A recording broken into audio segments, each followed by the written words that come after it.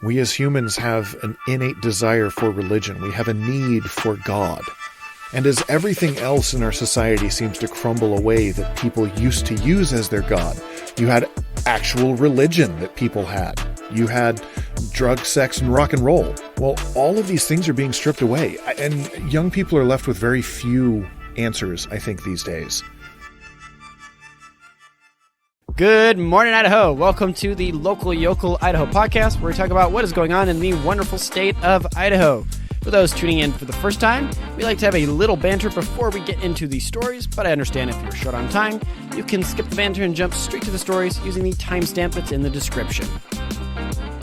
For those of you that stayed with us, glad to have you with us today for the banter. This specific banter is going to be a little bit more laid back. And speaking of laid back, I have John co-hosting with me again tonight. I am here, and I am typically laid back. Not today. Well, I don't know. We'll find out, I guess. It all depends on what we're talking about. I think one of the stories we're going to be going over is DEI. Nice.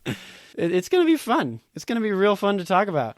That's a big thing in the news these days. Right? Yeah.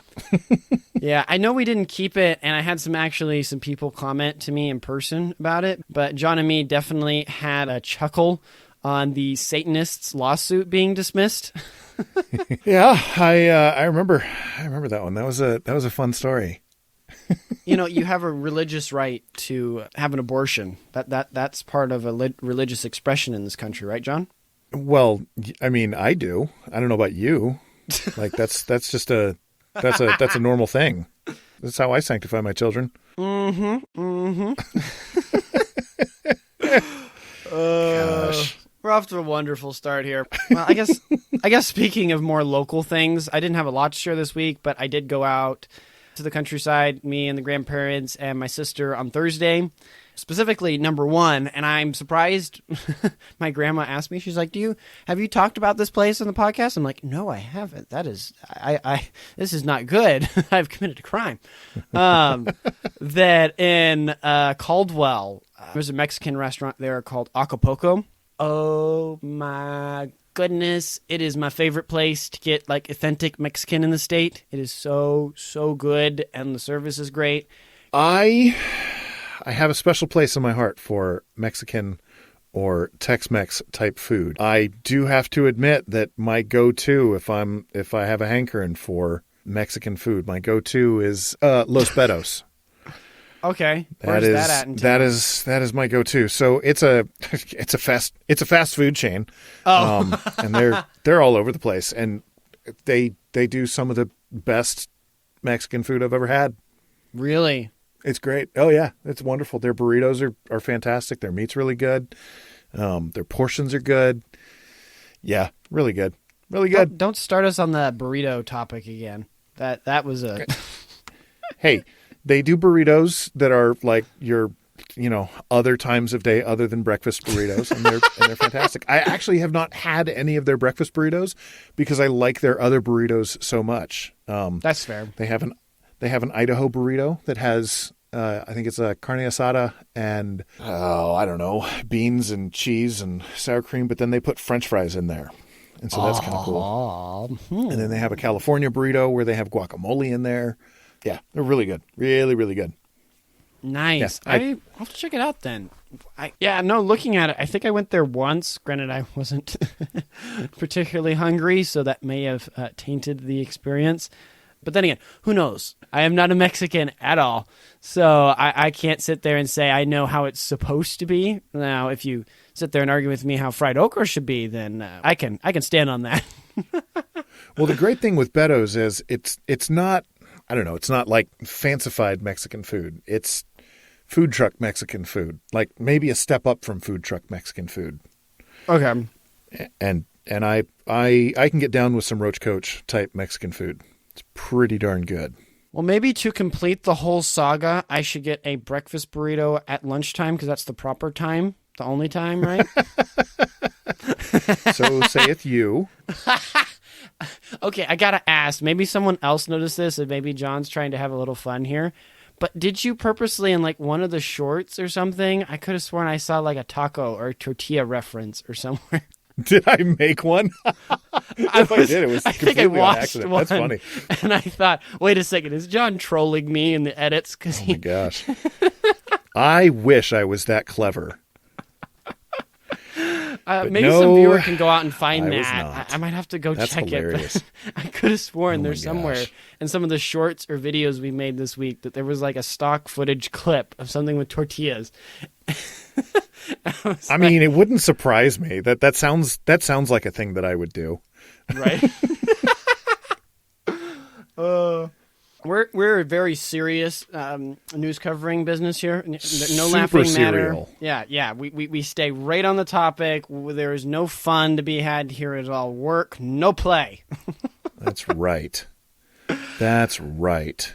But yeah, any case, grounding us in our discussion there and getting us to the stories here. After Acapulco, we went over to Sweet, and there's a restaurant there called Anderson Reserve. Really, really place to go in.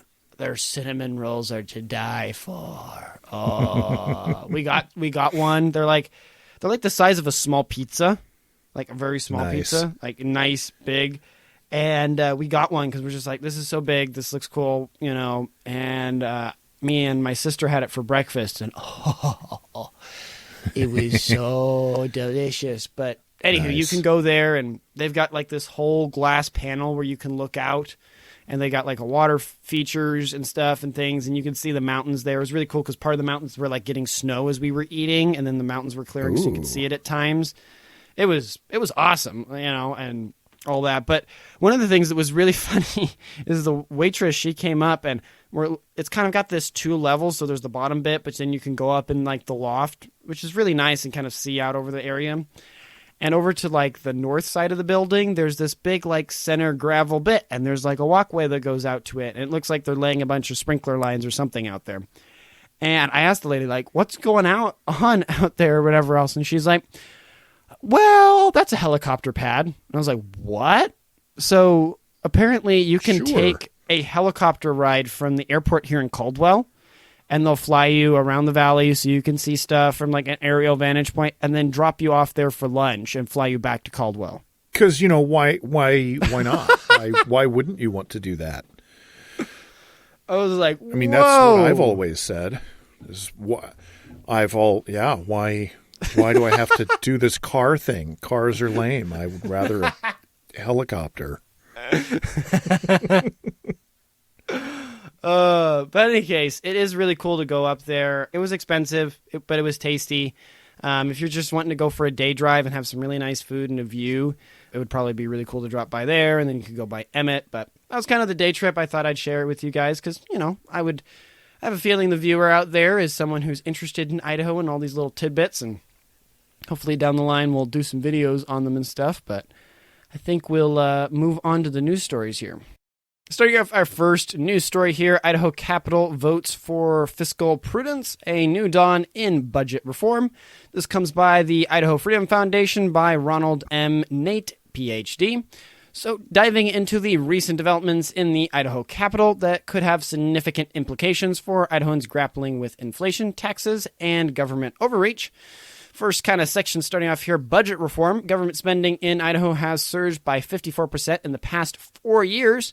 However, a new budget process separating base budgets from growth budgets could curb this trend, leading to lower spending and, consequently, lower taxes.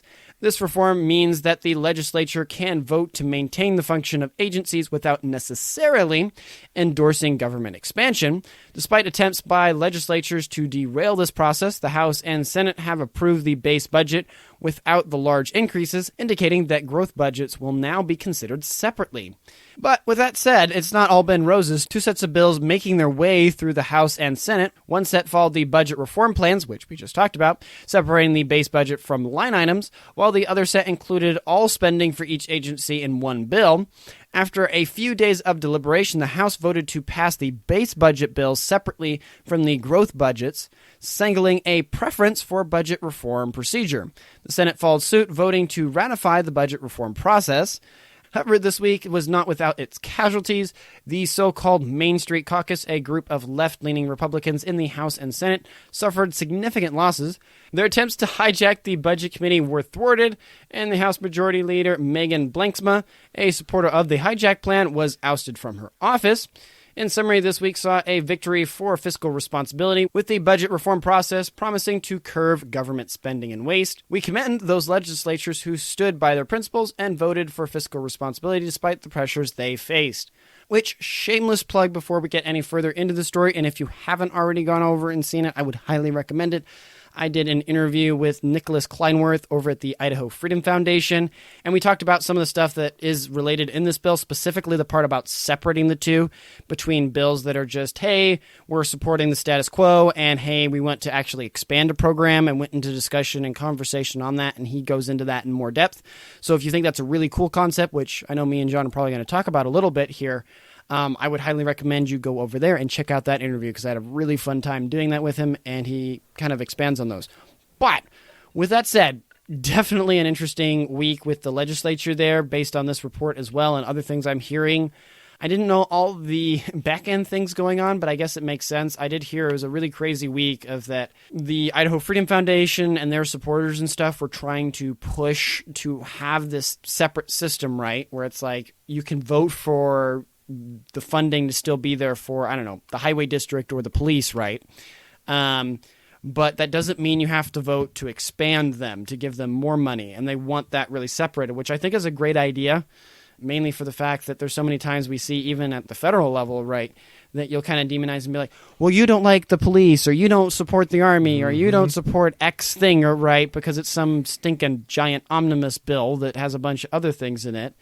So it's almost, I'm very glad to see that they're trying to do efforts like this. So it's much easier for both me, for the researcher, and also for you, the viewer, and the general public, right, to know, did they vote for increases or not, which I think is a great thing. And so it sounds like, from what I've heard from people, the more left-leaning or the people that prefer to spend a little bit more, we'll put it that way, we're throwing the book at trying to stop this, and it looks like it didn't work out for them from what I'm seeing, and we'll see how the aftermath plays out. Yeah, you have to watch out for Omnibus Prime.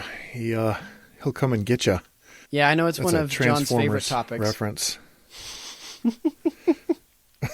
Thankfully, that one did not fly over my head, ladies and gentlemen. I do know about Transformers. So, yeah, this is interesting to me. I find it kind of funny, the last bit, the beatdown in the House, the Main Street Caucus, left-leaning Republicans in the House and Senate suffered significant losses. Their attempts to hijack the Budget Committee were thwarted. Things like this make me laugh and make me want to, I don't know, make me want to think about even running for office just to be in the room when these things happen and be a part of it so I can point and laugh. Right. Like, this stuff is ridiculous. It makes me think, or this attempt to thwart things by left-leaning Republicans makes me think about the push for open primaries by Democrats in the state of Idaho. Because this is clearly a group of, I mean, it says left-leaning Republicans, but what is a left-leaning Republican? Well, that's a Democrat. I like that we're talking about separating base budgets into line items. I think that's a good idea. I think that would be great. Yes, that means that our representatives would have more things to vote on, but also that makes it more transparent. It makes it way more transparent. And also, then if you have people clamoring for, I don't know, defund the police, you can actually bring up something and be like, all right, we're defunding the police. Here you go. Here's the thing that you asked for.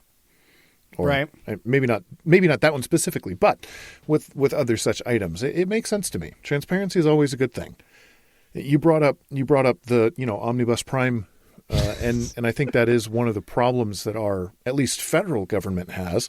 I don't know how much our state legislature has to deal with omnibus packages and pork in bills. I would hope they don't have to, because I would hope that that's not a thing that our local politicians would want to deal with. I mean, on that, here again, as best as I've understood it and seen it and watching stuff over last year's legislature and this one, There aren't a lot of stuff that are pork-wise. The budget bills are the one thing, which I'm glad to see that there's kind of some efforts trying to streamline those and make it more transparent, because money stuff is so complex. It's so confusing. There again, shameless plug for the interview with Nicholas Kleinworth. And so anything we can try to do to make that process more understandable for the common person to then keep the representative accountable, I think is a great thing. But the one thing that I feel like that rears its head a lot more at the local state level and sometimes a lot at the county level is things getting lost in committees where, oh, cool, it passed the House and then it gets lost in some committee for the Senate. Or it passed the Senate and then it got lost in a committee for the House or something, where committees a lot of times can be those places where things bog down and get lost and stuff. Not to say I'm against committees. If someone's going to go clip this out or something like that, I'm not saying that at all. They have their place. Yeah, that was something I thought was interesting with your conversation with Nicholas was when he talked about that there are bills that just get drawered and you never hear from again.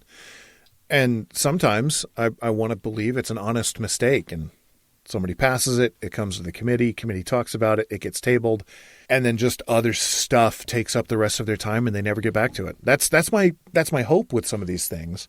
The reality, I think, is that a lot of bills that would actually change things end up getting drawered. Purposefully. Yeah. They're intentionally, accidentally put away. Right. But there again, shameless encouragement for everyone out there, and I have no doubt probably the person listening to this is doing this, but if you're not, this is another example I would highly encourage you.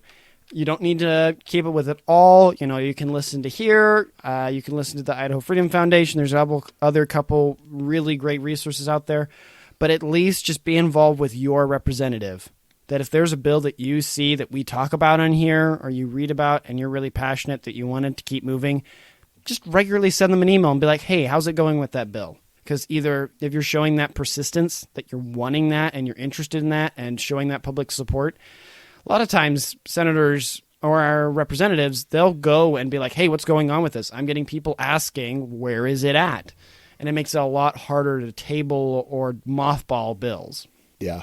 But in any case, some good stuff. Very glad to hear it. Like we said, commendable to those legislatures that stood with what they believed on, right? That ran on that we can't be spending like crazy. We need to be responsible adults with our money, and we need to be transparent with our constituents.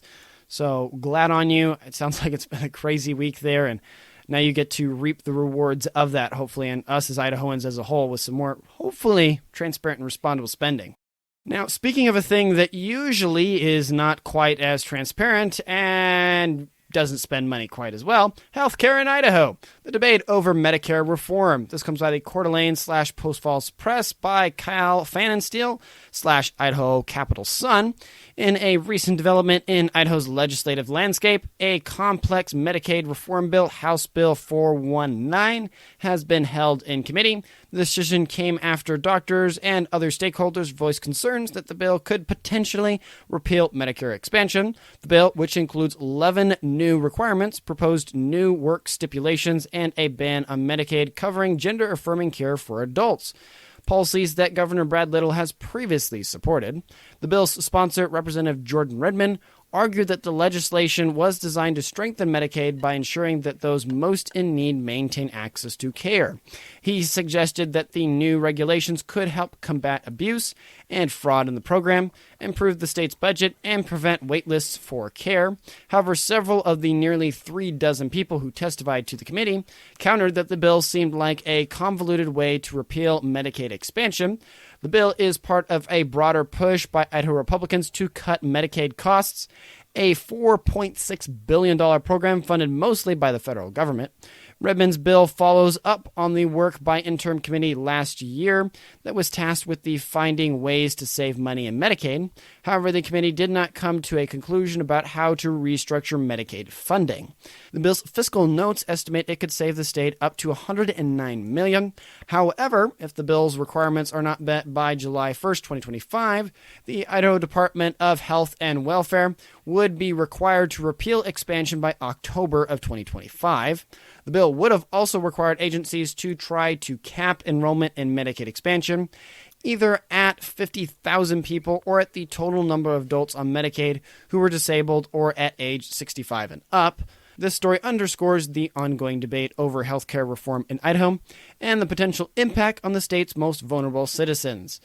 Which, it's the hot button topic that we all love to talk about, the medical industry, Medicaid, and insurance. The first one, I guess the point here that longtime viewers will know we're going to highlight is Medicaid covering gender-affirming care for adults, which I would argue there's a lot of people in Idaho that wouldn't want their tax dollars to go to that. Granted, in all fairness, a lot of our funding comes from the federal government, so we might not be spending for most of our Medicaid, but we should still spend the money we get from the federal government responsibly. Governor Lill's position on that is supportive of it, which is another thing to be aware of for future elections, wink, wink. But anything we can do to kind of decrease it, it's sad to hear that this seems to have been slightly mothballed. It's being held in committee, so it's not completely out of the pale, but that also means it looks like it hasn't been voted on. Yeah, this is an interesting one. As someone who's used Medicaid in the past, our second daughter was born on Medicaid, and we've been on it here and there at times before. I want there to be a safety net for people who need it. At the same time, healthcare is not a human right. You don't have a right to healthcare. Rights are things that are endowed by a creator. Right. You have a right to speak. You have a right to protect yourself. You have a right to pursue happiness to the best of your ability. You don't have a right to have someone else do something to or for you. I don't have the right to walk into someone else's store, take their things and leave because, well, it makes me happy. You don't have a right to walk into a doctor's office and say, "Doc, I got shot. You need to take this bullet out of me." Now, hopefully the doctor, seeing a gunshot victim, would go, "Wow, I need to help this guy. I took the Hippocratic Oath, do no harm. I want to help him. I will help him to the best of my ability." But once you get past that point and say, "All right, so how is this being paid for?" And the guy's like, "Well, I got no money." Well, now we have a problem because dude just took a lot of money and didn't. He stole the doctor's time. Now, I can hear what a lot of people say is, well, but doctors have a lot of money. They should be able to give back to the community. And while as true as that may or may not be, while doctors do make money, they don't make that much money. Especially nowadays. To be able to always just give all of their money away. And so, long way around the bush here. I think it's good that we would cut back on Medicaid expenses. Also, looking at Idaho's budget, the two biggest line items that we have are education and Medicaid, or health insurance, I guess, Medicare and Medicaid. And so if we want to reduce our budget, you mentioned it earlier, if we want to reduce our reliance on the federal dollar, then this is one of the biggest things that we can do is cut Medicaid programs. And it sucks for people that are on it. I get it. I've been there. But that should be impetus to get out of that position and get out of that situation. Right. And to adapt that system that, there again, markets, they get used to it. If you sit there in the government, right, in the bottom level of people like, well, I can always get Medicaid, right? Well, what does that happen to other either good or bad insurers, right, that would have otherwise been there? Those low-level people that help those, right, that are in need at that level. Yep. What's the role of the church then? I would argue for a long time in America that was the role of the church. And also that's why you saw a lot of hospitals and doctors, right, that were funded or different clinics, right, from gospel professionals. Granted, I can hear people, religion and stuff, but hey, in this case, I can say, don't worry about separation church and state. We're talking about the free market, baby. Because I would argue that that's where the church excels in that. You're like, well, what about the needy people? Well, the church.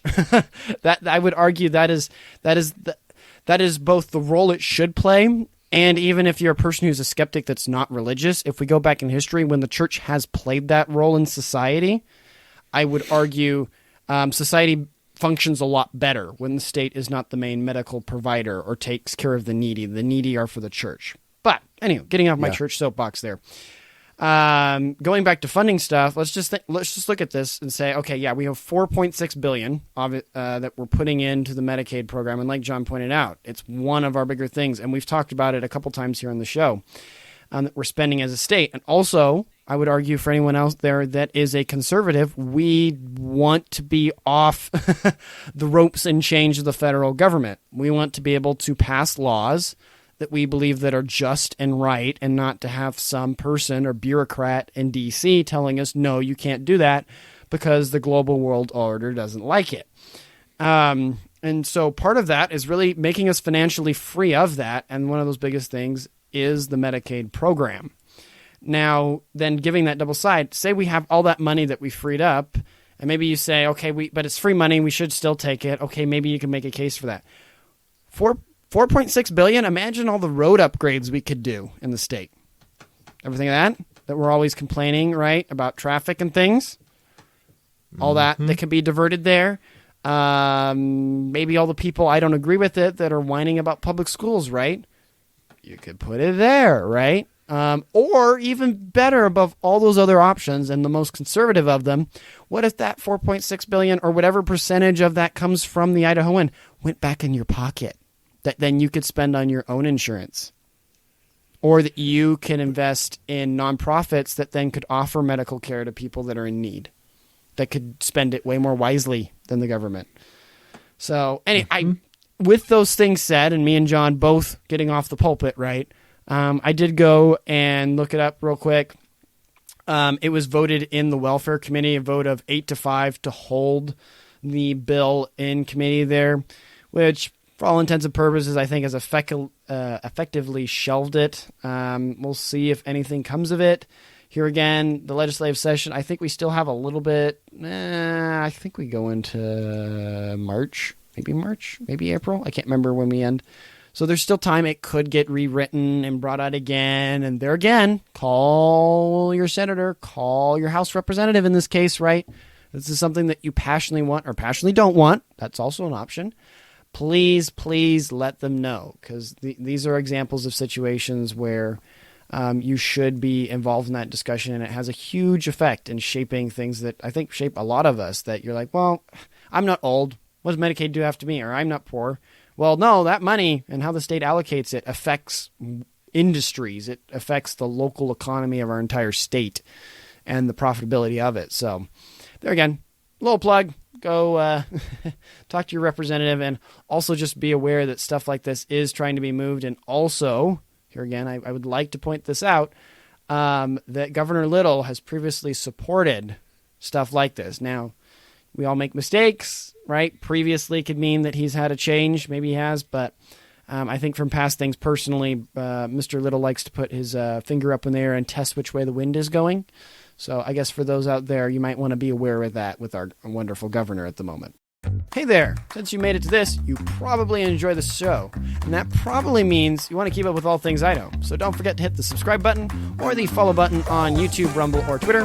That way you don't miss out on any of our future content about Idaho. Not to mention, if you found our content valuable and think it might benefit others, please like and share it.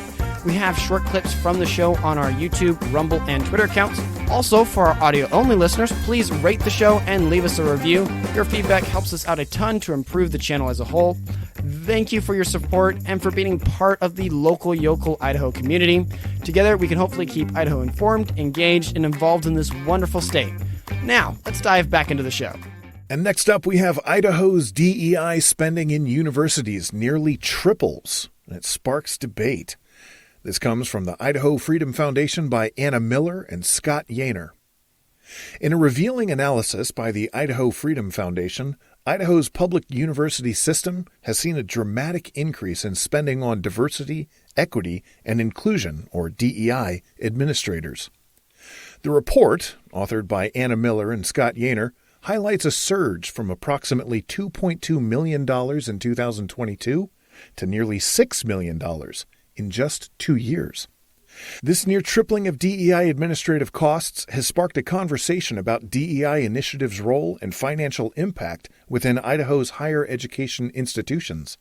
DEI, criticized as a diverse ideology, categorizes individuals based on immutable characteristics, creating a binary of oppressed and oppressor groups.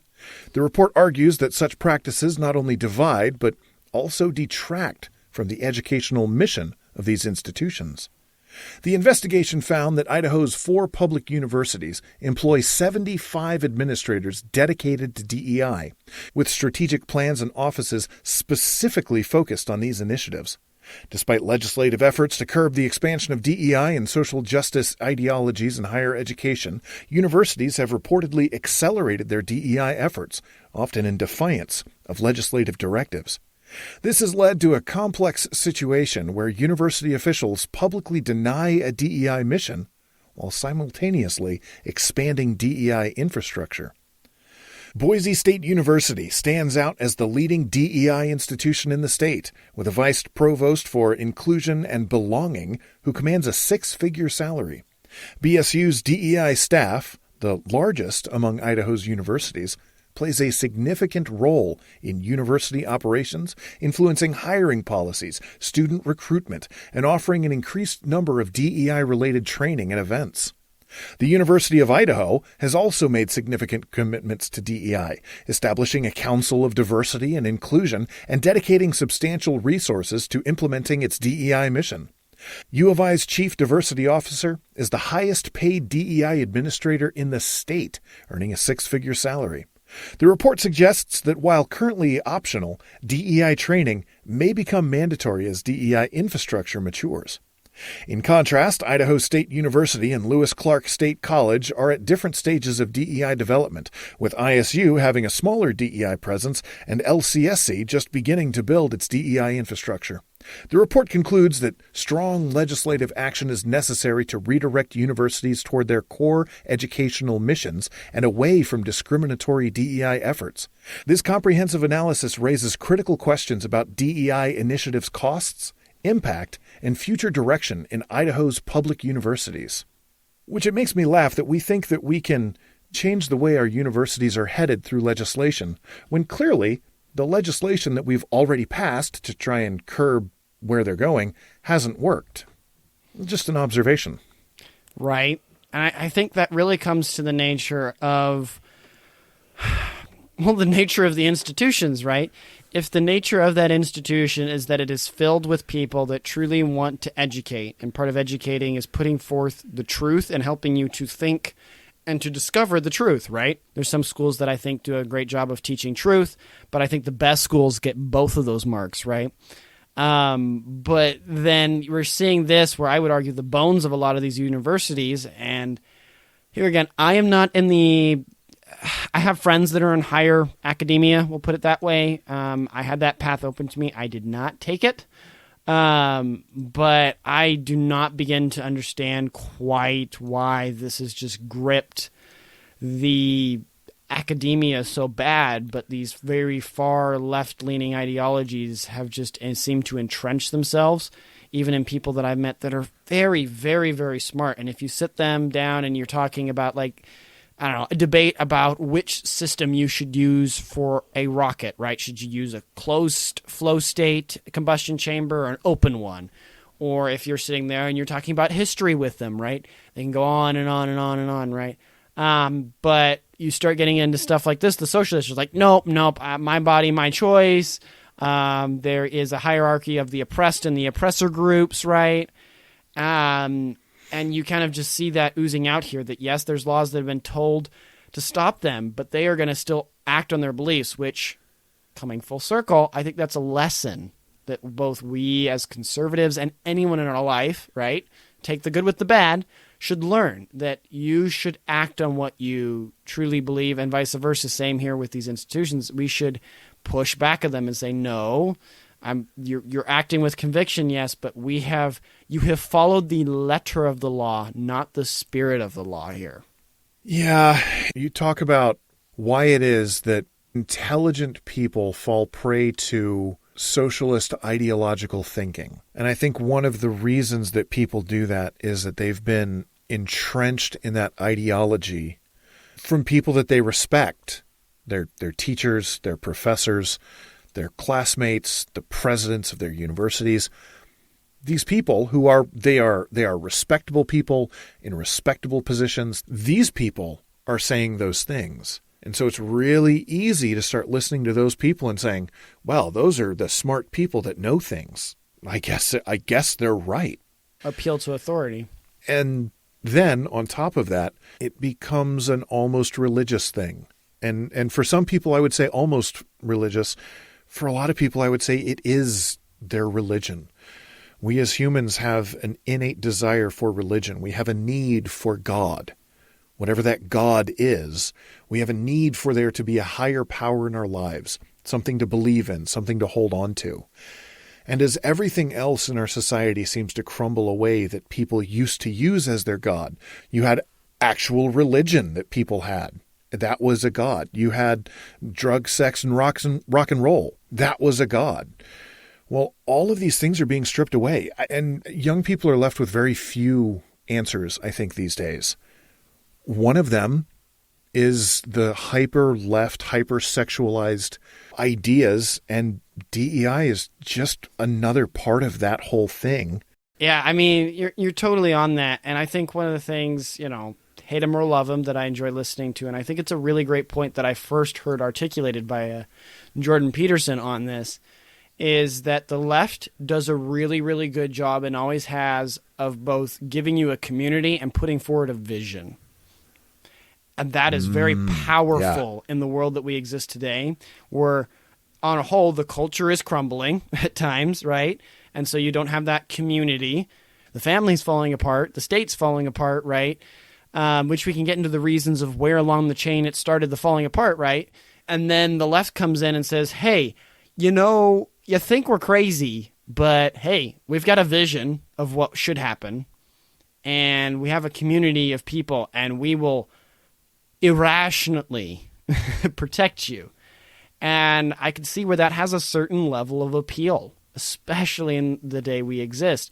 And so we that stand on what is right and say and hopefully share with other people what is wrong, we need to come up with a robust definition of a vision and that community. I would argue for us on the right and conservatives, that should be rallying and making our communal foundation the church and the nuclear family and having robust family and robust church lives. And then on that vision, not squabbling and bickering over the minute details and sitting down there and saying, we have a vision of X country, right? Is it going to be everything that everyone wants? No, it's not. But have that vision and move forward with it. And the left has done that, and if we can't put a vision forward, we can't even do our job at counterbalancing the opposition. And you kind of see that there again in the cultural element with these schools, if we're going full circle. In any case, kind of getting off our soapboxes there, DEI has its things. I think generally, as a culture, as we've kind of both gone over, we need to present a vision and have that community for people. And right now that is being provided more by DEI. And so you see it creeping in because we as humans need that. More than anything, we need the gospel. But in this situation, I think this shows, I guess, kind of sympathize or try to get in the mind of why they're fighting so hard for it when it's such, I would argue, a very divisive thing. But in any case, something to be aware of, especially if you're a person of any means that's listening, that is donating to colleges and stuff. You may want to start voting maybe a little bit with your funds. Now you might say, is there any college I can do that with? There is actually one up in northern Idaho. It's up there in Moscow. I cannot remember the name of it, but it is more of a classical type of college that teaches up there. So that might be something to look to send your money towards, or if you were thinking of, or voting with your dollar, vice versa.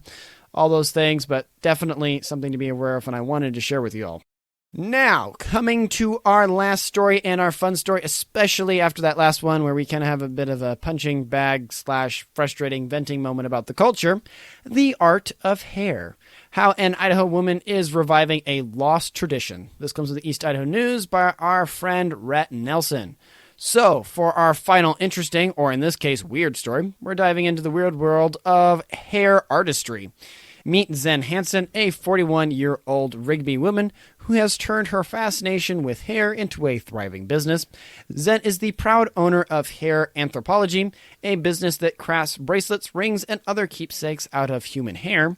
These pieces serve as a sentimental mementos for clients, often to remember a loved one who's passed away or to cherish someone still alive.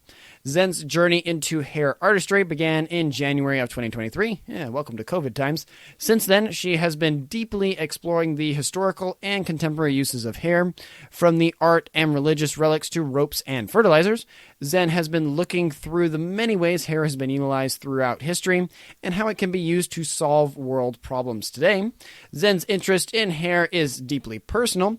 She has a condition called trichotillomania mania, an uncontrollable urge to pull hair from one's scalps, eyebrow, or other parts of their body. Sorry if I got the condition wrong, that's a big word. Her art has become a therapeutic outlet for her, allowing her to work with her hair without pulling out her own. Zen has created hair art and teaches others how to craft their own. She's even planning to visit Sweden, where the art of hair work has never died out, and is writing an instructional book about table hair braiding. Zen's ultimate goal is to educate people about the different uses of hair, from compost and fertilizer to oil absorption and strengthening structures. Zen believes hair is a material with untapped potential. To learn more about Zen and her work, you can email her at zen@hairanthropology.com or visit her website and Instagram page. Which definitely, I have to say, I think so far this takes the cake in the category of weird that I've talked about in the show. I didn't think I would ever be talking about hair when I talked about Idaho. I mean, I guess it makes some sense. Our body gives us these like natural threads we can use. But on the flip side, I had no idea there was a condition like this. I didn't know that was a condition. I mean, I didn't know there's a lot of things that are actually conditions, but that's cool that she's found a way to deal with that and not pull her own hair out. No, this sounds awesome. I can see people wanting to have jewelry and trinkets and other such keepsakes, because you want to hold on to a part of your a physical loved ones. part of like a human. You want something to help you remember. So if there's other stuff you can do with it, then sure. I know. Oh, actually, all right, here's one that we used to do. So we gardened where I grew up in Michigan. We had a big old garden, and we had a problem with moles.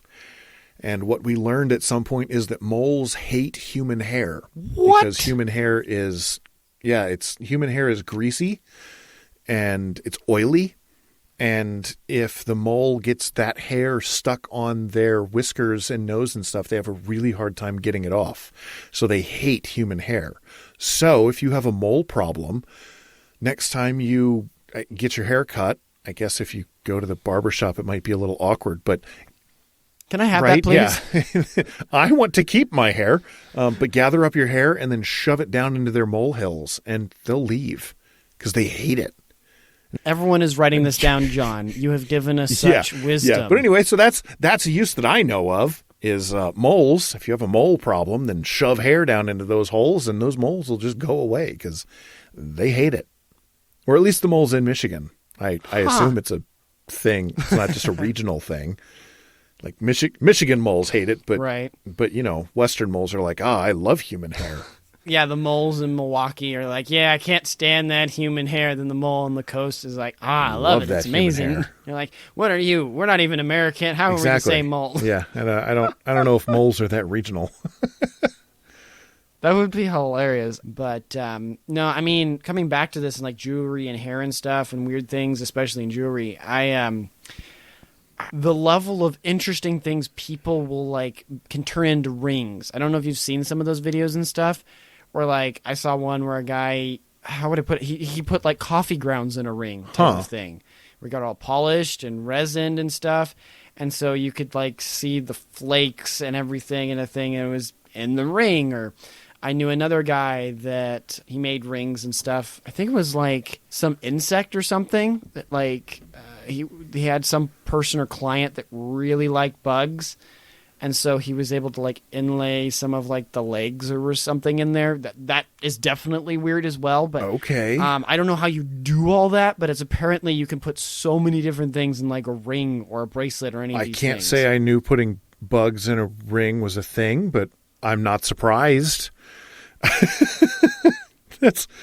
I think it was for a biologist, okay? All defense. It was like their favorite type of bug or no something. judgment there. If you really like a bug, then cool. People have weird collections of things all over the place. So, if you like weird bugs, then go for it. But that's cool. No, I have not frequented the weird jewelry section of TikTok. Don't have a TikTok account. It's just, it seems to show up. I don't know what I do either right or wrong with my social media profiles, but either it's working or it's not, depending on if I want bug jewelry in my TikTok account. Well, I guess bringing it back down to earth a little bit, if you could put something in a ring that wouldn't be traditional. I mean, you obviously have gold and silver and stuff. Stuff. And things. Stuff and stuff. It sounds like a Winnie the Pooh statement. I got my stuff in my stuff. Oh my God. What would you put in a ring or like an amulet or something? Dude, I don't even know. Like, I don't wear jewelry these days. So what would I? Okay, in that sense, like maybe a necklace or something that you have like to hang on it. Then again, you don't wear very much in the way of any appendages. It is like the most bare bones. Yeah, I don't know, man. Like something that looks cool, I guess. But that's all I got. I don't know. I am so not well versed in this area. I can't even give it a guess. I mean, all right. So let's see. Google search this and see. I mean, while you're looking for that, the thing I could think of that I would like, and for people that know me, and if I haven't mentioned it already on the show, I think it would be cool to have a ring that had like tea grounds, like going with the coffee theme. I really like that is tea. A cool idea. It'd be cool to see like tea leaves of like a different pipe, because they usually are a certain pattern, and see what that would look like inside the ring. And it could be like your favorite tea or something. That sounds cool to me in a sense. Or I think it's safe to handle, but there's like this very specific material that was created at like the Nevada testing sites when they set off some of the bombs and stuff.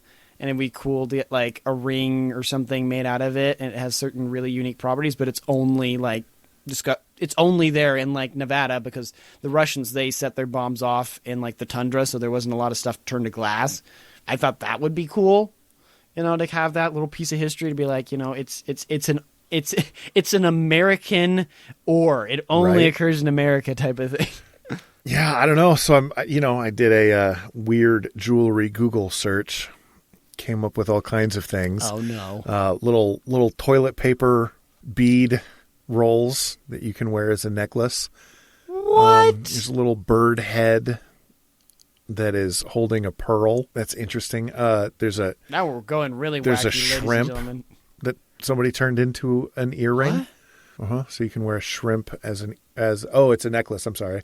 I don't know what it's with people and animals. Like, I understand wearing a fur, you know what I mean? Or, like, you have a pin that's in the style of a bird. It's not an actual bird or something. Well, But, like, I want to wear an insect. Or an ocean animal. Yeah. Shrimp is bugs. Then here's a Yoda ring that has Yoda's head that's just, like, popping out of the ring. So there's that. There's a guy in a wheelchair holding an AR-15 made out of white gold and diamonds. So, there's that. there's America. A set of Bob Ross earrings with the fro. Yeah. So what would I want as jewelry? No, I'm good. None of it. I'm good. I don't need normal jewelry, but I also don't really need weird jewelry. I'm kind of lame like that. I am boring. Right. I mean, there are other ways that you are deeply fascinating, and you bring many of those to the podcast with all your cultural references, which I desperately need because I lack them majorly. You uncultured swine. yes, that's a movie quote, by the way. If culture was knowing that the reason that signet rings existed and why we should bring them back means I'm cultured, then maybe I am. But if it's not, then I guess I'm lost. I'm lost. I'll just go drink my tea with my tea ring. You got nothing. I'm sorry. I don't know what to tell you. If you can't quote every part of Lord of the Rings verbatim, you are not cultured. Well, then I am not cultured at all. I can't go that far. Although I can tell you odd amounts of random trivia about it. So, I don't know. Maybe I'm more cultured than I let on. It is a possibility. You do know more pop culture than I do. Yeah, but I don't know if I would go so far as to say pop culture is culture. It's in the general category of culture. Now, I mean, I guess it's in the title, but but that's about it. Now, it could be, twice removed culture. Yeah, or maybe it's whose culture. Whose culture is it? Right, or the example of that, I truly believe the definition of modern art should not be in the category of art. That is not, as much as I am not that big of an art person, I could stand on this, that I generally am not a big art person, but if that is art, I hate art. Well, it's kind of like, so my sister-in-law was in music school for a long time. And so she came to the conclusion while doing like modern music theory classes where it would be, we are going to listen to this song by someone who created an entire album of The Sound of Silence. And not the Simon and Garfunkel song, which is awesome. No, just silence. That's just, music is about making air molecules at least move that's some. Not what it was. And so she came to the definition of, all right, so music is something that a child will dance to. And I heard that and I went, you know what? I can get down with that definition of music. Because we're not saying my child. We're just saying a child will dance to music. So whatever music you can come up with, if a child will dance to it, then it's music. If it's silence, child is not dancing to silence unless he's then dancing to the song that's in his head, which is not. If you have silence plus child does not equal dance. So I feel like there's probably a great definition like that for art as well, and it would exclude a lot of modern art. Oh, here's another earring. It's a half-eaten chicken nugget. It's been dipped in barbecue sauce. John, I didn't need to know. Ranch bottle or Lay's potato chips. Well, the potato chips are nice, but the ranch... Here's one that's a cuttlefish coming through someone's ear. That's kind of cool, actually. Stop. No, that one's that one's kind of cool. So if you've gauged your ear, you can have an earring that's a fish coming through your ear. I can get down with that one. That's kind of cool. Here's a fried egg that someone is wearing as a pendant. Okay. A beer bottle. Okay. As an earring. Welcome. Man,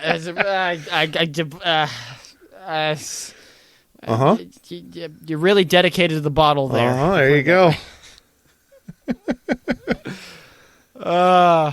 Well, before any more insanity happens, let's close us out here.